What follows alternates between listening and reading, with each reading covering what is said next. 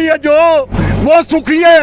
ये गौ माता चार दीवारी में कैद करके बाबूजी क्या इस तरह जुल्म है। बाबूजी मैं हाथ जोड़ के बैठा हूँ कट्टर साहब और बीजेपी वालों, हाथ जोड़ के मैं विनती कहता हूँ हमारी गौ माता के साथ इतना बेइंसाफ ना करो। मैं कहता हूँ हाथ जोड़ के विनती है मेरी। गौ माता रोज मरती जा रही है, मैं देखता जा रहा हूँ। मैं रोज क्या करूँ, मैं अकेला आदमी गरीब आदमी हूँ। मैं सबसे हाथ जोड़ता हूँ जो जेड़ा भी मेरी दुकान पे आता है, बहन जी, माता जी, बहन जी, भाई साहब नंदीग्राम में घास घेरो, नंदीग्राम में घास घेरो, वहाँ भूखी मरती है। तो इतना जुल्म क्या होगा, क्या जुल्म होगा इस राज में, बीजेपी के राज में इतना जुल्म हो रहा, कहीं भी जुल्म नहीं होया। मैं हाथ जोड़ के विनती है हमारी गौ माता को बचा लो। सारे भाइयों हाथ जोड़ के विनती है, गौ माता बचा लो, गौ माता बचा लो। नमस्कार, मैं हूं आकर्षण उपल और इस समय आप ये सीधी तस्वीरें देख रहे हैं करनाल से, करनाल की सरकारी नंदीशाला से, नंदीग्राम से, जहां पर नंदियों को रखा जाता है। यानी जो बेजुबान नंदी होते हैं, आवारा नंदी होते हैं, उन्हें करनाल की इस नंदीशाला में लेकर आया जाता है। लेकिन हाल ही में करनाल की गौशाला में 45 गायें के मरने का जो मामला है अभी वो थमा नहीं है। कि कल रात को जो करनाल नगर निगम वार्ड नंबर 2 के पार्षद है बलविंदर सिंह, उन्होंने एक बड़ा खुलासा किया कि करनाल की इस नंदी ग्राम में जो नंदी हैं वो लगातार मर रहे हैं, उन्हें आनन फानन में दबाने की, दफनाने की कोशिश की जा रही है। जबकि इसके लिए जो प्रोसेस है वो कुछ और सरकार की ओर से निर्धारित किया गया था, बनाया गया था। आप सामने देख सकते हैं कि कुछ यहाँ पर भी जो नंदी हैं, गायें हैं, मरी पड़ी हैं। रोज़ाना यहाँ पर लगभग जो सरकारी आंकड़ा है उसके अनुसार कि 5 से 10 गायें और नंदी रोज़ाना यहाँ पर मरती हैं। लेकिन इस बीच सबसे बड़ा और दुखद पहलू ये है कि करनाल के अंदर जो हाल ही में 45 गायें मरने का मामला सामने आया था, उन 45 गायों को मारने वाले जो आरोपी थे, इसी जो गौशाला है, नंदीग्राम है, यहाँ पर काम करने वाले ठेकेदार और उसके आदमी थे। बलविंदर जी, लगातार आप लोग आवाज़ उठा रहे हैं, मीडिया ये आवाज़ उठा रहा है और शायद इसी का नतीजा है कि जो 45 गायें मरने के मामले में 4 लोग अरेस्ट हुए हैं, जिसमें ये बताया गया कि साजिशन जहर देकर, सल्फास देकर गायों को मारा गया था। और कल रात को यहाँ पर 10 नंदी दफनाए जा रहे थे आनन फानन में। ये हो क्या रहा है और ये सब कुछ सीएम सिटी में क्यों हो रहा है, करनाल में ही क्यों हो रहा है? ऐसे है कि यहाँ बहुत बुरे हालात हैं। बुरे हालात इसलिए हैं कि मैं आपको बताना चाहता हूँ कि अगर 2-4 मौतें पहले सरकारों में हो जाती थी तो उसके बावजूद मंत्रियों को इस्तीफा देना पड़ता था। यहाँ इस्तीफा देना तो बड़ी दूर की बात है। यहाँ पे परवेश जो CSI ब्रांच से हैं, राजेश और अरुण भार्गव, उनको ये काम सौंपा हुआ है और उनकी मिली भगत से यहाँ पे 45 गायें मरी। जो मीडिया में आया तो उसके बाद उन्होंने पोस्टमार्टम कराया, नहीं तो क्या किया था, इनकी मिली भगत से इनको खाना दिया नहीं जाता था। पैसे जो आते थे घास के वो ये सारे तीनों अधिकारी डकार जाते थे और उसके बाद गाय तड़प के मरती थी।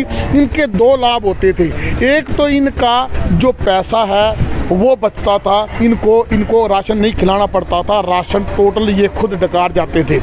उसके अलावा यहाँ जब गाय मरती थी तो गाय मरने के बाद वो गाय जो है ज़्यादा मात्रा में जो वहाँ पे समझ लो कि जो गाय को उठा के ले जाते थे, जो आज 4 आरोपी पकड़े हैं, मुझे नहीं पता सही पकड़े हैं कि झूठे पकड़े हैं, वो उनको क्या करते थे, उनको देते थे। तो इनके 2 लाभ होते थे, एक तो चारा बच गया और एक गाय के इनको पैसे मिल गए मरी हुई के बेचने। बात बताओ ना बलविंदर जी, यानी वैसे हम दुहाई देते रहते हैं, छाती पीटते रहते हैं, हिंदू धर्म में हमें गाय को बचाना है, गाय के नाम पे हमें वोट चाहिए। यहाँ पर गाय, बैल, नंदी सब मरे पड़े हैं। मुख्यमंत्री जी यहाँ पर 2 बार आए करनाल में, दोनों ही बार वो बिना नंदीग्राम, बिना गौशाला आए चले गए। जबकि चर्चा थी, मीडिया में ऐसी चर्चा थी कि वो आ सकते हैं। तो क्या फिर जो गाय है इसको ये मान लिया जाए कि अब ये सिर्फ एक वोट लेने का साधन है, वोट बटोरने का साधन? इनकी धर्म और जाति की बड़ी सस्ती दुकान चल रही है और गायों की दुकान भी इन्होंने काफ़ी समय से चला के 2 बार इन्होंने वोट लिए। मैं आकर्षण जी आपको ये बात बता दूँ कि रात को अगर मुझे इंफॉर्मेशन ना मिलती, अगर मैं चौकन्ना ना होता, तो तो रात को इन्होंने क्या करना था, बिना पोस्टमार्टम कराए वहाँ पे मौके पे जेसीबी गड्ढा खोद रही थी और गाय को इकट्ठा करके वहाँ दफनाया जा रहा था आनंद फानन में। वहाँ पे मौके पे लाइव दिखा दिया। पोस्टमार्टम क्यों नहीं करवाया जा रहा था, इनको पता था कि पोस्टमार्टम में ये बातें क्लियर हो जाएंगी। जैसे पोस्टमार्टम एक ही बार हुआ ना, तो एक बार में ये क्लियर होगा कि ये गाय मरी नहीं है, मारी गई हैं। तो इनको पता था। इनका देखो कितने बेखौफ थे, ये कितने बेखौफ थे।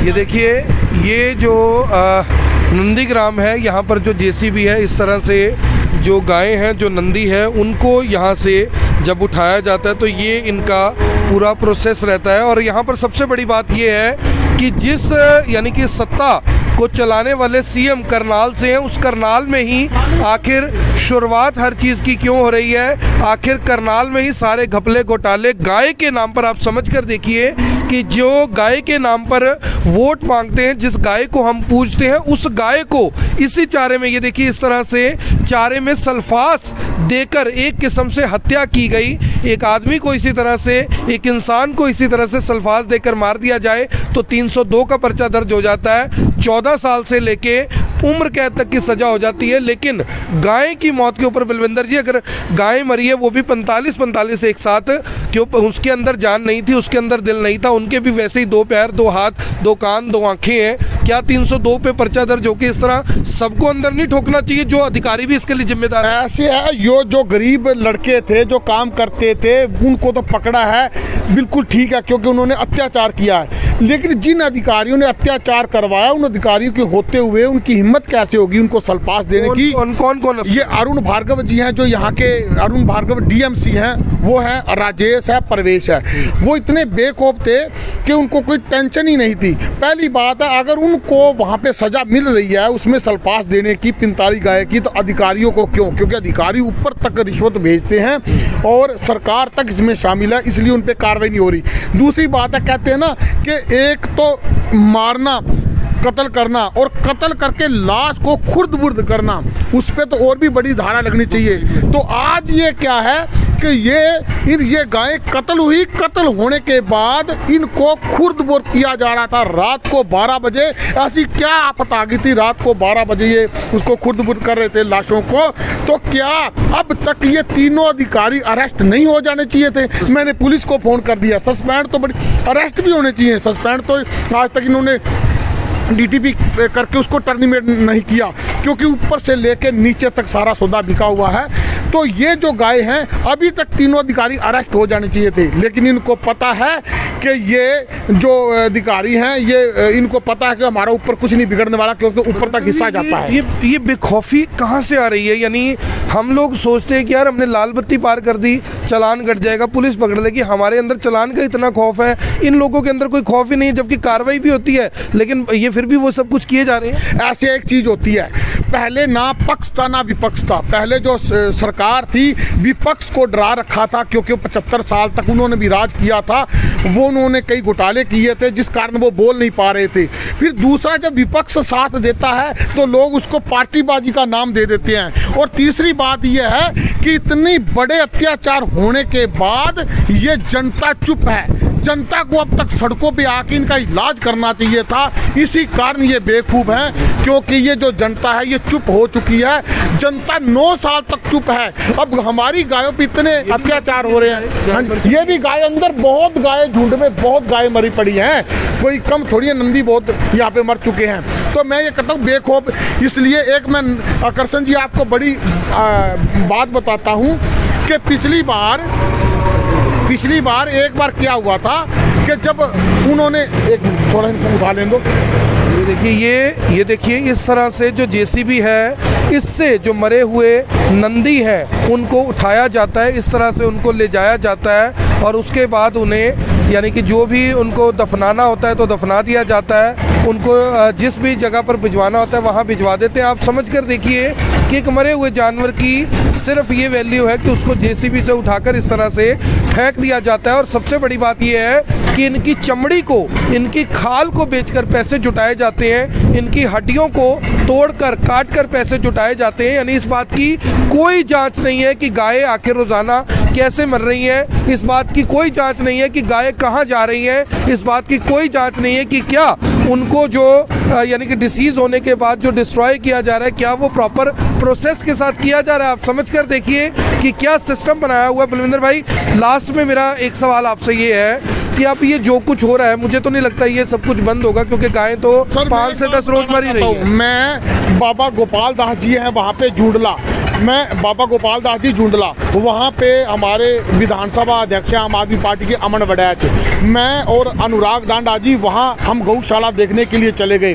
लगभग 25 गौशाला वो चलाते हैं। जब हमने अंदर जाके देखा तो गौवें इस तरीके से पाल रखी थी जैसे कोई अपने घर में भी नहीं रख सकता। और क्या ये ऐसे जो संत हैं जिन्होंने 25 गौशाले चलाई हैं, क्या ये इनको नहीं सौंप देना चाहिए? अगर ये उनको सौंप देते हैं तो इनके घोटाले बंद हो जाएंगे। घोटाले की बात बताता हूँ। एक बार जो पीछे स्ट्राइक हुई थी ना, तो इन्होंने क्या किया था, स्ट्राइक के नाम पे आपातकालीन परिस्थितियां पैदा करते हैं और फिर ये नोट कमाते हैं। जो 14,000 रुपये पर डे का कूड़ा उठ रहा था, इन्होंने स्ट्राइक कर दी। स्ट्राइक करके अरुण भार्गव जी जो हैं वहाँ पानीपत से राजेश कुमार ठेकेदार लेके आए, क्योंकि वो भी पानीपत के रहने वाले हैं, राजेश कुमार ठेकेदार भी पानीपत के रहने वाले हैं। उसको यहाँ लेके आए। आनंद फानन में इन्होंने 50,000 पर डे का उसको ठेका दिया कोटेशन बेस पे। ये हमेशा कैसे हैं, ऐसे माहौल पैदा करते हैं, संस्थाएं हाथ खड़े कर जाती हैं और आनंद फानन ये नोट कमाते हैं। कहाँ 14,000, कहाँ 50,000। वो तो हमारा सौभाग्य रहा कि वो स्ट्राइक है वो 1 वीक में ख़त्म हो गई। ये ठेकेदार को ये बोल के लाए थे कि ये जो स्ट्राइक है ये हम लंबी चलाएंगे। तो ऐसे हालातों में, कोरोना में आपातकालीन परिस्थितियां पैदा करके इन्होंने नोट कमाए।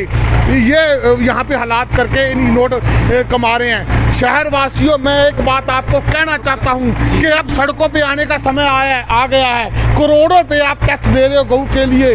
अगर करोड़ों रुपये टैक्स देने के बाद भी हमारी गऊ के साथ ये हालात हैं तो आप कब सरकार से जवाब मांगोगे, कब अधिकारियों से जवाब मांगोगे? तो ये प्रोसेस जिस तरह से ये जेसीबी में डालते हैं, उठाकर फिर आगे जाकर कहीं फेंक आते हैं, ये नहीं, क्या आपको लगता है कि अमेरिका कनाडा में भी ऐसी होता होगा काम? ऐसे आजी, ये बताओ, गौशाला में गाय मर रही है, हॉस्पिटल में मरीज मर रहे हैं, स्कूल में बच्चों के बैठने के लिए जगह नहीं है, टीचर नहीं है। इन्होंने किया ही क्या है? इन्होंने विनाश विनाश विनाश किया है। आप कहोगे कि ये पार्टीबाजी करता है। मेरी किसी भी मुद्दे में तर्क होते हैं। जब मैंने आपको लाइव आके दिखा दिया, आप क्यों नहीं जांच करते? क्यों नहीं विजिलेंस को मामला सौंपते? नगर निगम का कितने बड़े घोटाले हो रहे हैं। आप ये देखो कि 1,000 रुपए की लाइट, हमने अपनी लाइट खरीदी है 1,000 रुपए की 100 वाट वाली, ये 25 वाट वाली 13,000 की लाइट लगा रहे हैं। लूट लिया इन्होंने, खा लिया, लेकिन पब्लिक चुप है। धर्म और जाति के नाम पे कौन सा धर्म? इससे ज्यादा अत्याचार क्या हो सकता है जो हमारी गौ माता के साथ अत्याचार कर रहे हैं? इन पे आप जल्लादों पे आप धर्म संभालने की जिम्मेवारी लगा रहे हैं। ये जल्लाद हैं। इन्होंने जो अत्याचार किए भगवान को कभी माफ नहीं करेगा। भगवान कभी माफ नहीं करेगा, ये बात बिल्कुल सच है। लेकिन किसको माफ नहीं करेगा ये तो भगवान ने डिसाइड करना है, क्योंकि हमारा काम तो बताना और दिखाना है। लेकिन भगवान तो सर्वज्ञानी है, उन्हें सब पता है कि कौन क्या कर रहा है। आप सोच कर देखिए कि गाय की हत्या कर कर उससे पैसा कमाना, उस पैसे से अपना घर बनाना, उस पैसे से अफसर वो पैसा अपने घर लेकर जाते हैं, अपने बच्चों को लग्जरी लाइफ जीते हैं, लग्जरी लाइफ दिलवाते हैं। आप समझ कर देखिए कि गाय की हत्या कर कर उन गाय की हत्या की खाल से, ये जो खाल आप देख रहे हैं, जो हड्डियां आप देख रहे हैं, इनसे पैसा कमाकर ये लोग अपने घर लेकर जाते हैं। अब सोच कर देखिए कि ये पैसा आखिर किसी को कैसे बचेगा, ये पैसा आखिर किसी को कैसे बचेगा। मेरी आप सभी से अपील, जो भी लोग इस वीडियो को देख रहे हैं इसे साथ के साथ जरूर शेयर करें। आप देख रहे हैं एबीएन 24, मैं हूं आकर्षण उपल करनाल से, आप सभी के साथ लाइव। धन्यवाद। अब यहाँ तक आ ही गए हैं तो हमारे चैनल को सब्सक्राइब जरूर करें और नीचे दिए गए बेल आइकन को जरूर दबाएं ताकि हर खबर सबसे पहले पहुंचे आप तक।